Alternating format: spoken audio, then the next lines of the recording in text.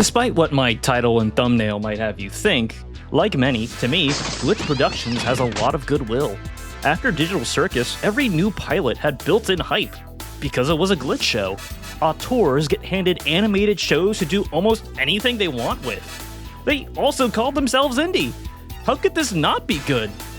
Well, when you hand talented artists with unique visions a show, they absolutely make cool stuff.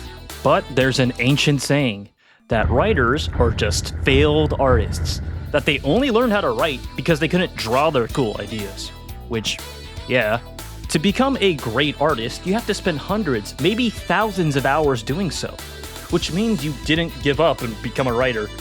And then Glitch comes along, sees you're a great artist, and gives you a show. Gameoverse is an animated pilot 10 years in the making and pitching from notable Game Grumps, Rubber Ross and Arin Hansen. How is it? Well, it's not good. Gameoverse is another in a long line of beautifully animated and well-directed shows that has really hit or miss writing. I admit, I really tried my best to like the pilots after Digital Circus. Tried to smile through Knights of Guinevere and Gaslight District. They looked so good, and it was by Glitch. But now, Gameoverse was the breaking point for me. The amazing look of the show and reputation of Glitch finally couldn't stop the critical part of me that was just underwhelmed. It's so decisively whatever from a story perspective, like most Glitch pilots. And considering that track record, I just don't see much potential in it getting better. Hence, me making a video about it. Okay, so what's Gameoverse about? Gameoverse is about... God, it's complicated. Okay, video games are planets, but if the hero of the game wins, their planet explodes. Our protagonists, Kit and Caboodle, discover this the hard way, but a mysterious figure offers them salvation right before the end, and the duo now fight to save other game planets from the same fate. The big bad guys, however, destroy worlds by helping the heroes win. To talk about the positives first, like I said, Gameoverse looks good. The rough line art aesthetic gives it a unique, raw feel. The lighting, colors, the sheer scope of the visuals, the sheer scale of stuff they animated to live up to the video game universe premise is neat. In the same show that you have beautiful pixel art and several game worlds, you get cosmic stuff and planetary destruction. Gameoverse is a clearly unique vision that was in someone's head that no other producer in the world other than Glitch would allow to exist. Because having this many unique assets to draw, to be used once in a 30-minute pilot, is sheer insanity. It's much easier to make basic Family Guy looking stuff in Toon Boom. The character designs themselves are solid overall. They're simple, bright, and have distinct shapes. Classic video games are a great source of inspiration for that stuff. I think Kit...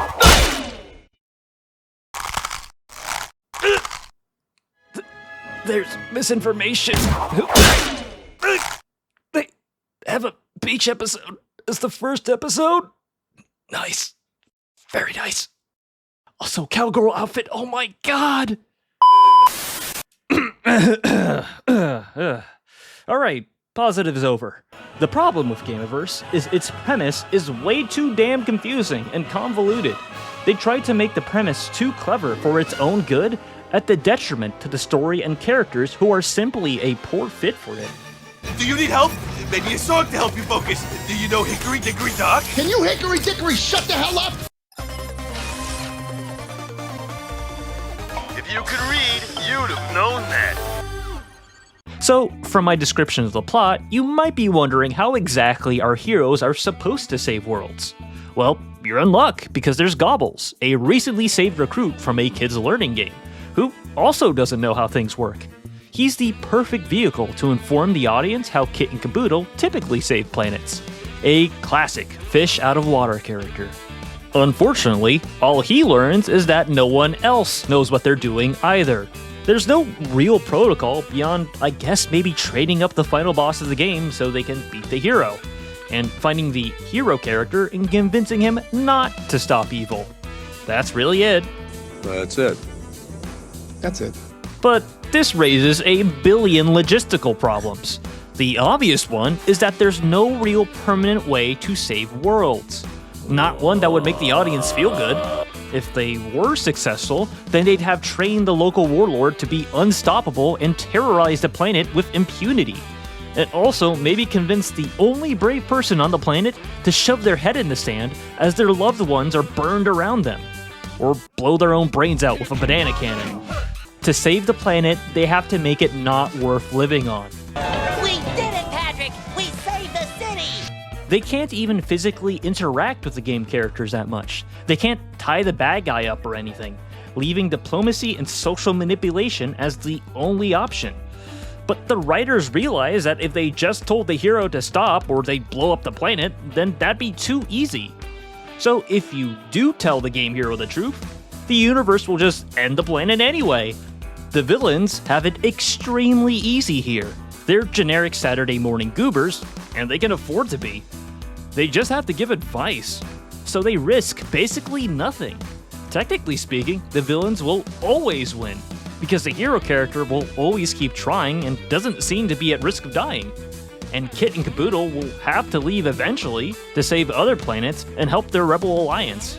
Honestly, unless the game is like a deliberately unbeatable fan game or something, I'm surprised game planets last longer than a week. They're pretty analogous to games in our world. They don't seem to be that hard. It only makes sense if the hero characters are cartoonishly stupid. I've waited 20 years to rip you apart! The world building is as nonsensical and confused as the premise.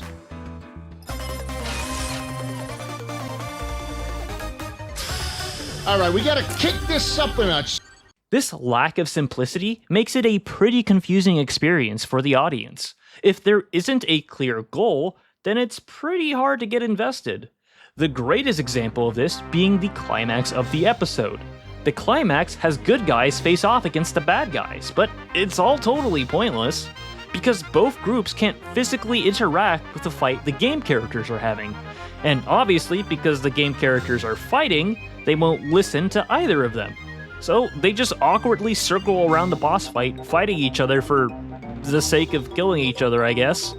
And you confusedly watch as you're supposed to feel bad about the good guy winning, which makes it feel like a dragged out bad ending. It looks like a goofy video game boss fight, but the world is at stake, which clashes with the goofy fun tone of the Grant Kirkhope N64 music. Also, these guys keep interrupting with their pointless fight, and how the hell are you supposed to root for this? It's a mess! How the hell are you supposed to have a whole series like this? The main problem Gameoverse has is a complete conceptual mismatch between the premise of the story and the characters within it. You got Saturday morning cartoon characters sincerely having to deal with complex logical and moral problems. To solve the complex plot of Gameoverse, you'd really need a smart and charismatic game character, like Phoenix Wright or any good Western RPG protagonist. Maybe Frisk Undertale. But good God, if there's one video game character that isn't fit to solve this problem, it's a goddamn Mega Man character! The clear inspiration for Kid. If you don't know who Mega Man is, he's just a simple-ass action platformer guy. I think he's neat, but he exclusively saves the day by fighting good. He's literally the super fighting robot. Super fighting robot! Mega Man!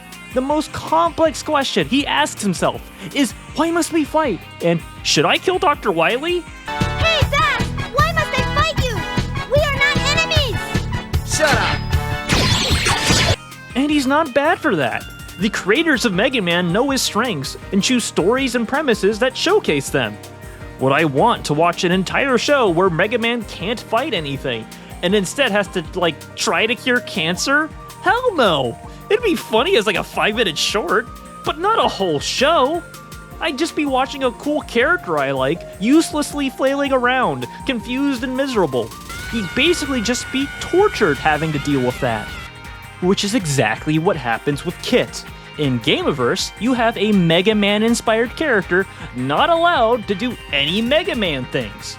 She has to solve a miserable problem she's completely unsuited for.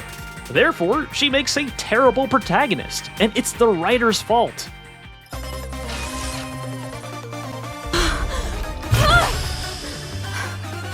This is all my fault. The sad thing with Kit is that she's more or less Charlie from Hazbin Hotel, where they have this cute character with a neat design who seems nice, and so I want to like her because she's overall pretty flappable. But the story is too terrible to let me. To understand why Gameoverse doesn't work, there are two major writing fundamentals I need to go over: show don't tell, and setup and payoff. Show don't tell doesn't explain itself very well, ironically enough. It sounds like just a technique, but in reality it's more of a foundational tenet. At its core, it's saying to convince me, make me feel this information is true. Do not just say it is. Okay. Show me. The most helpful way I personally frame it as is, where is your proof? Think of storytelling as a court case. You're creating your own case and making up your own evidence to convince a jury, aka your audience, that your claim is true. So what is more convincing to a jury? Showing direct evidence? Showing footage of someone committing a crime? Or telling people it's true because you said so? Why you think you done it? Okay, number one, Your Honor. Just look at him. For example, in the pilot, almost no one ever says Flappers is dumb. But trust me, I am convinced that he is. Great job! But showing isn't always that clean and easy, or fast. Getting into everything immediately would ruin the pacing of the story, maybe even feel unnatural. This is what setup and payoff is for, a more long-term way of showing. In the show, Syntax, the evil bad guy group, is properly terrified of Farcade, the rebel good guy group, and Kit more specifically. Just seeing a tiny Farcade ship makes the bad guy lose his gourd, and seeing Kit makes Paper Guy freak out and cower, because according to him, she's unbeatable. What are you doing? We can't rush them, that's Kit! Change your plan, we can't beat these two. What? This is an organic way to not only build the world, but establish that Kit is the real deal. Kit is super strong, a legendary hero. Catgirl Mega Man. Now, the payoff later, when Kit beats up the bad guys in spectacular fashion and saves the planet, it makes sense. The audience has been primed for Kit's badassery. One problem. The payoff I just described never happened. I made it up. It's totally made up. Pure fiction. It's a total fabrication. It never happened. Now you get how I feel, because I rug pulled you in the same way the show did to me. What's most impressive about Ross and Arin's failings in the Gameoverse pilot is that they are perfect at show don't tell, working completely against them. Doing the complete opposite of what they need, like they built the best prosecution case ever, but are actually on the defense team. Keeping with this court analogy, how do you think a jury would react to you saying one thing but showing another? Well, they'd primarily be confused, but obviously they wouldn't believe you. That's the Gameoverse experience, a show that's impossible to get into because of constant self-contradiction. So Kit's supposed to be a legendary hero, right? Then let's review her actions, review the evidence, and see the heroic nature that makes Syntax quake in their boots. How does Kit act when she's first separated from Caboodle? She freaks out because of her trauma of losing everyone. I'm not losing him too, Gobbles. Oh, okay. Understandable. It's an upsetting development. It's not going to scare Syntax, but it could be the start of her dramatic arc this episode. How does Kit act when she first sees the underwater village? Well, it reminds her of her own village, so she's freaking out. Drama! Okay. What does Kit do when she discovers Flappers was the hero of the game? How does she stop him from completing it? Even though even Gobbles knows you can't tell game characters the truth, she screams it out and nearly ends the planet. Man, trauma, huh? Oh geez, how does she act when this backfires? How about when Flappers destroys his world? Can you guess the answer to these questions? If your answer was freak out because trauma, congratulations! You've passed your certification exam! Feel free to print this out, because you are now as qualified to write Kit as Ross and Arin are. You did it in record time, too. It took them like 13 years to get to this point. Looking back and analyzing her character, it was shocking how completely one note her character was, and how unflattering a note it is. When I said earlier that she is tortured by circumstances completely beyond her, this is it. Kit has no noteworthy mental or emotional traits, besides being generically nice. She isn't capable of handling herself at all. They, almost exhaustively, did not write her to be anything more than traumatized. Kit flat out says she's been on like dozens of adventures like this before. I've been on a ton of these missions before. And I don't believe her, because she acts like her planet was blown up yesterday. If she gets this triggered by seeing normal villages, how in the world is she in the right headspace to be responsible for other people's lives? She can barely take care of herself. She should have a 0% success rate if she's like this. Does Kit at least grow from this adventure? Is there a payoff to this much setup? Is there a point to all of this? Nope. She's just like, yeah, same, as Flappers looks at his destroyed world. That's literally how the pilot ends. She's at the exact same point she was at the start of the episode, when she's being generically supportive of Gobbles. How is this supposed to excite me? Why should I want to see the next chapter in Kit's life? Episode 2. When this wet fart of an ending and broken record of a story is what I should expect going forward. It's such uninteresting character writing, most audiences are just going to tune out. I had to go over her actions with a fine-tooth comb just to remember exactly what she even did this episode. So there's no way the average audience member would. It's not exactly Citizen Kane. The only buzz about Kit I hear is how pretty she is. That and pointing out the trend of realistic anxiety attacks in stories. But upon this deep analysis, I realized something else pretty miserable about Kit.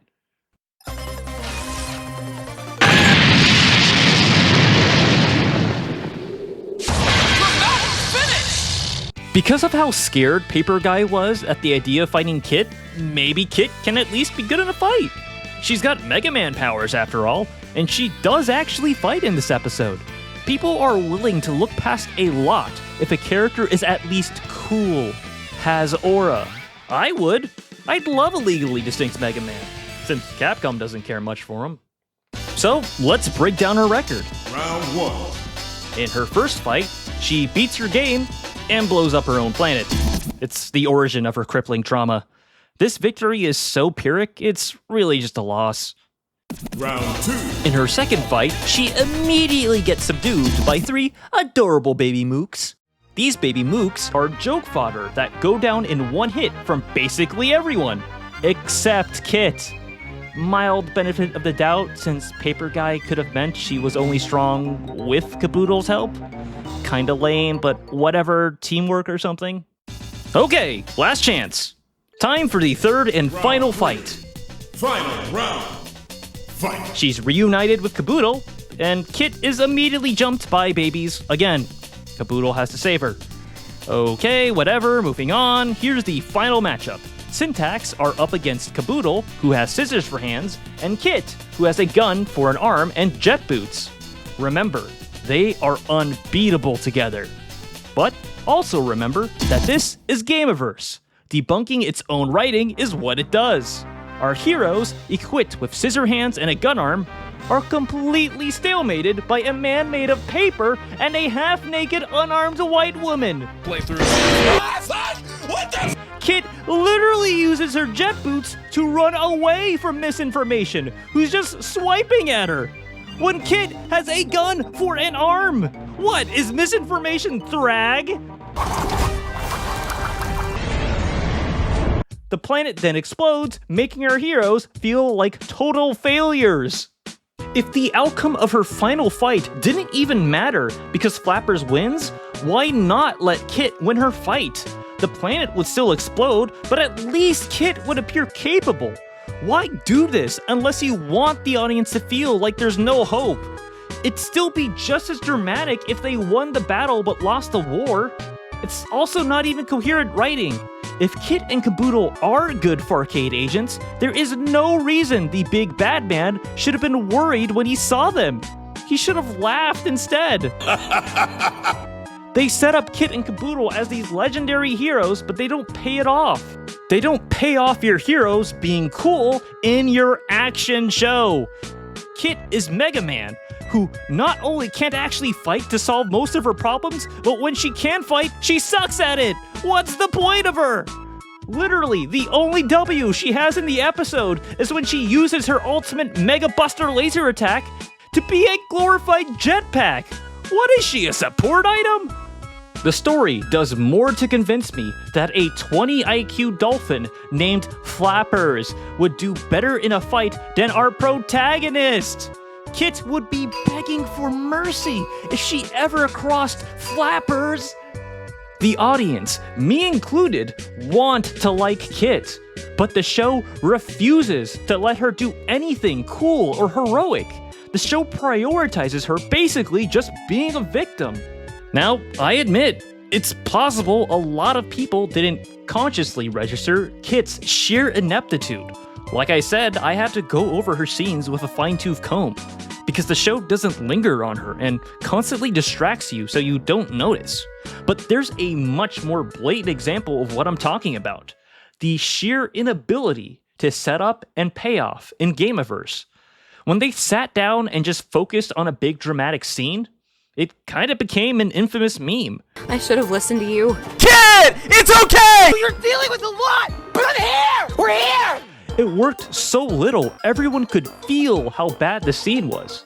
It's where during Kit Freakout number 27, Gobbles gives a rousing speech that cheers up Kit. Listen! I know you're dealing with a lot, but I'm here. We're here. Together. None of this is your fault. None of anything you ever did is your fault. All you ever wanted to do was save people. After Gobbles does his big speech, Kit asks where this is coming from. Obviously, because this is coming out of nowhere. He says he learned it from her. I'm a Learnosaurus, Kit. That's what I do. I learn. And from you. Huh? What exactly? When she gave you juice boxes and basic emotional support?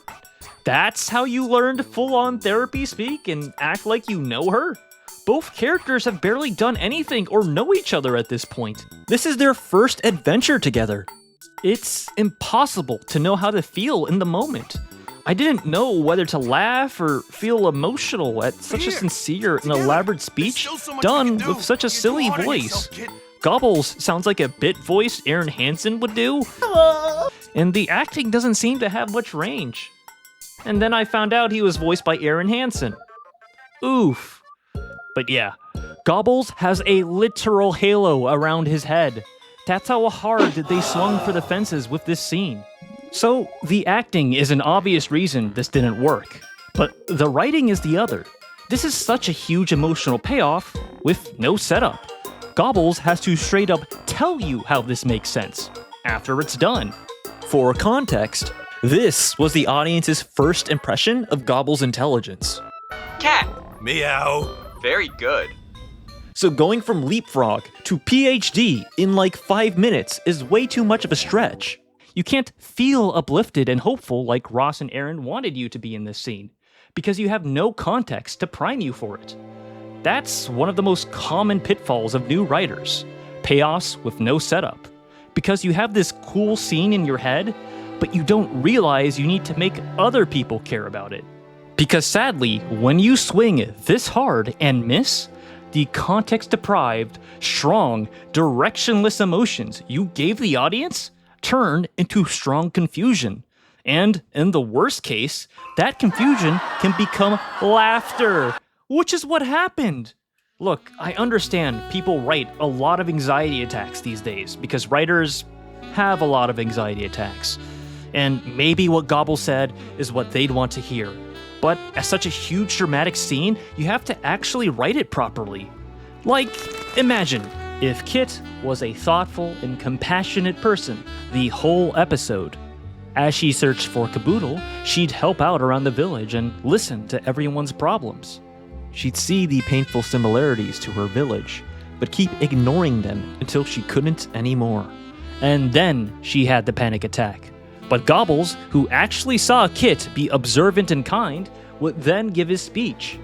I would have actually believed he learned it from Kit at that point. I'm not saying it's perfect or that I'm an amazing writer, but it's something. In my hypothetical rewrite, we'd also get time to properly know Kit, and she'd be built up as a more compelling protagonist. You'd learn a new information about Kit, instead of the same beat over and over again. In the real world, however, Kit feels like the nihilistic heart of the show, and we spend half the episode having the adventures of Flappers! Woo! So, is Gameoverse really completely over?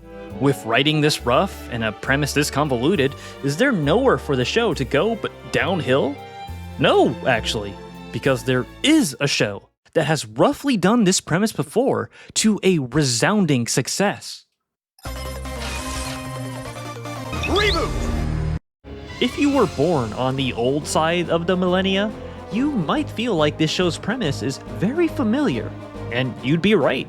At its core, Gameoverse is a much worse version of Reboot, the first ever CG TV show. I mean, obviously, just look at it. But hey, we're talking about premise, not prettiness. It was also about anthropomorphized digital characters having to deal with games. Games are cubes that descend onto the digital city of Mainframe. A human is controlling the player character, playing the game for fun, but unwittingly causing destruction, because if they win, anyone caught inside the game gets deleted, more or less. Evil viruses wanting to take over Mainframe make it worse. So, our heroes have to enter the cubes, reboot themselves into forms befitting the worlds inside them, and beat the player at their game to save everyone inside. See how I could neatly explain that in a few sentences? A simple premise is nice. You know what to root for the protagonist to win the game and beat the player in viruses. And since the player is just a human doing it for fun, you don't feel miserable about the premise. Usually, when a game is beaten, it's done! It's not an infinitely lingering problem that can't ever be fixed. So, like, the heroes feel like they won and accomplished something. The heroes also aren't weirdly stopped from interacting with the game world at all. Which means the protagonists of Reboot can actually, do things. Be heroic. Save people by going on adventures. Not go on gaslighting and terrorist training campaigns like in Gameoverse. By letting the protagonists actually play the game instead of locking them into a very specific set of actions, it lets the writers have fun. It's a very versatile format. Reboot's premise was so rock solid, it let the writers evolve it to go so far beyond its basic lighthearted Saturday morning premise. It became this weird, epic sci-fi fantasy saga by the end. It was kinda awesome. As such, it became a legacy cult classic, something kids growing up formed their entire identities around. Gameoverse's premise, by contrast, feels like it's gonna send it to an early grave. Why is it so nihilistic and complicated? And so counterintuitive to game adventures and its own characters? With a premise this rotten, I think a lot of talented writers would struggle to make it work. Finally, there's rot. The setting and premise of Gameoverse is so limiting and oppressive. Ironically, I think after one episode, they might have to functionally reboot the show, completely rewrite the rules in the immediate following episode. Part of me wonders if Ross and Arin wanted to do their own reboot, but tried to change their homework enough so they could feel like they wouldn't get called copycats. But they changed the answer so much it just became the wrong answer. The convoluted premise just reeks of slapping duct tape, plot contrivances, onto perceived plot holes and mistakes, unaware that the foundation itself was quickly becoming broken. So, when I first start analyzing a story for a video, usually my favorite approach is tackling the general writing theory. Arcs, setups, payoffs, all that jazz. And whilst the gobble speech was the clearest example of poor setup, overall it was really hard to do for this video. Because the show itself was confused, making dissecting it normally confusing as well. The greatest takeaway I can give you guys is if you're writing a story, prioritize a compelling storyline or character, rather than the biggest story gimmick possible. If you do have a crazy story idea you want to do, make sure it's compatible with your character's strengths, and most importantly, with what you want to do with the story. Because ultimately, as flashy and exciting as a gimmick can be, done poorly, it can just blow up in your face. Is Ross in there? Mm-hmm. Hey, this is Ross. What are you doing? This is Ross's office. Yeah, welcome to my office. He has a lot of toys like me, so I can relate, and he's working on Gameoverse in this little office, and he's been working really hard. Oh yeah, there's model sheets he's using. Yeah, whoa. I mean, that's cool. So these are the characters you will come to love pretty soon. Or hate. I mean, 6 episodes of goodness. Yeah. Thank you, Ross. Bye. Gameoverse took 10 years to pitch and was rejected by every major studio. And yeah, I can see that. Another explanation for this messy script is death by 1,000 cuts. If any Hollywood executives gave them feedback, it was probably terrible and didn't improve the script as a story at all. Which seems like a miserable situation. The idea of spending a decade of your life toiling away at making your dream project a reality, only for the dream to just be fan art fodder because of your writing inexperience and horrible advice. But even if the show itself is pretty dire right now, mistakes aren't forever. It's not about how you start, it's about how you finish. Now, me just saying that TV video game adventures have been done well before was not the only reason I had to be hopeful. The other is that they're not locked into the current state of Gameoverse. Arin stated that this pilot is all there is and might be for a while, so plenty of time to change story stuff. He also said this pilot would be episode 1 if it gets picked up, because otherwise the audience would be confused, but the ship has already sailed on the show being confusing, dude. Might as well try and course correct. A soft reboot, keeping the characters but adjusting the internal logic, should be fine. Especially since it'll be a long time if there's a new episode anyway. People aren't gonna remember the fine details. Really, what has me most hopeful about the show's odds is this clip of Ross. So here's another thing I hear often. I hear often that, like, I want to make this thing, but I'm not good enough. I'm not good enough to make it right now. Yep, you're right. You're not. But here's the thing.